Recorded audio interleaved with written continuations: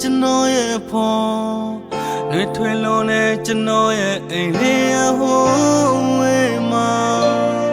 မမေရဲ့စင်ပြေပါနဲ့လိန်ညာပြီးခဏခဏပဲပြောခဲ့တာ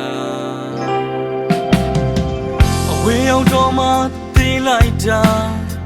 အမေရဲ့ပြူစုယူရစွာများလဲသာနာလဲပြီးစံပြေပြေပူပင်စရာနေမလို့တဲ့တနေ့တာပြန်ခဲ့မယ်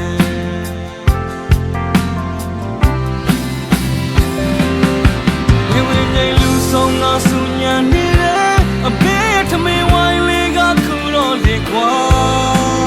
ချောင်းကန်လို့တွားခဲ့ပြီပေါ့လူမဆုံးရင်မျောနေတတ်တဲ့အမေရဲ့အမှုဒီအကျဉ်းလေးများဒါအခုတော့ဆွေးရပြီဗျာ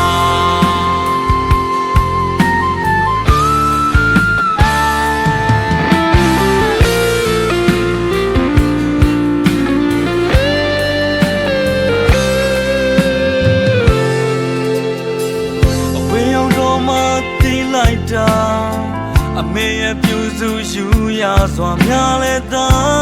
နာလဲပြီးစံပြေပြေပူပင်စရာနေမလို့တဲ့တနေ့တော့ဒါပြန်ခဲ့မယ်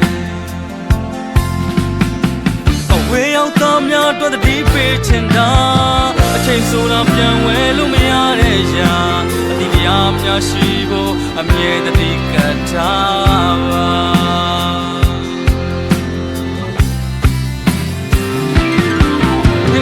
လူဆုံးငါဆူညံနေတယ်အမေရဲ့ထမင်းဝိုင်းလေးကခုတော့လေကွာ